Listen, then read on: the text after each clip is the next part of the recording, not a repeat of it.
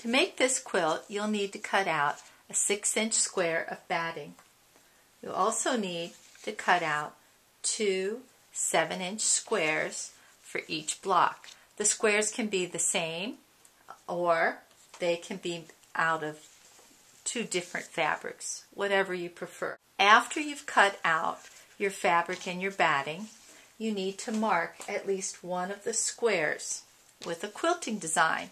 I find this X an easy design to follow. Now you're ready to put together your quilt sandwich. I'm going to use this piece of fabric for the back.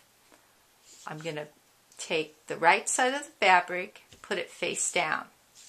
Then I'll take this piece of batting, sort of eyeball where it goes in the middle, put it down, and on top of the sandwich I'm going to place this square where I've marked the quilting design, and I'm going to pin it. I'm going to use these pins to help keep all the layers together when I sew it. Since I'm going to sew on the lines, I don't want to put the pins on the lines because it'll interfere with my sewing. So now we're ready to sew. You can sew by machine like I did here. It's just a straight stitch. You can use a regular foot, or if you have a walking foot, that works better. I usually use the top stitching setting on my machine, but it's okay just to use a regular stitch length. You can also sew these by hand.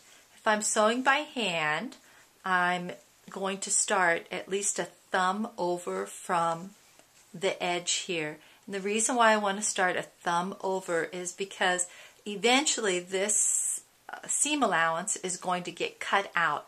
And so I want to make sure that I don't cut into this hand sewing thread or it'll start unraveling.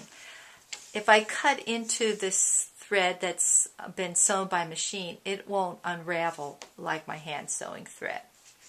So after you get all of these sewn by hand, you're ready to go to the design wall. Quilters usually sew in rows. So I would sew these 2 blocks together and then add that block. I would sew these 2 and then add that block. And I would sew these 2 and then add that block. Once I have this row completed, I'm going to sew it to this row, and then the last row I'll sew onto this section. After I've sewn my quilt together, I'm ready to make the chenille on the back. So on the back I have all of these seams, and you can see I've started cutting some of them.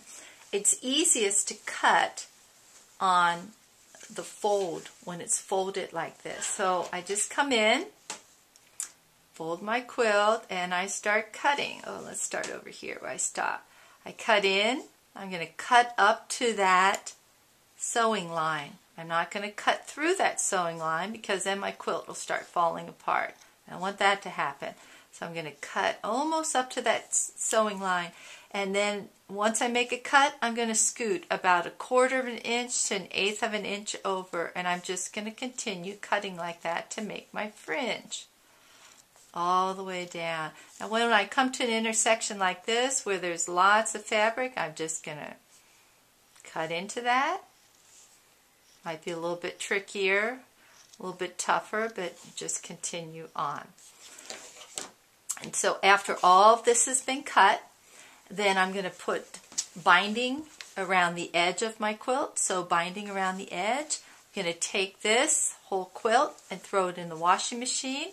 I'm going to dry it, and after it's been washed and dry, you'll end up with a back that looks like this, and it's sort of fuzzy chenille, and the top will be nice like this.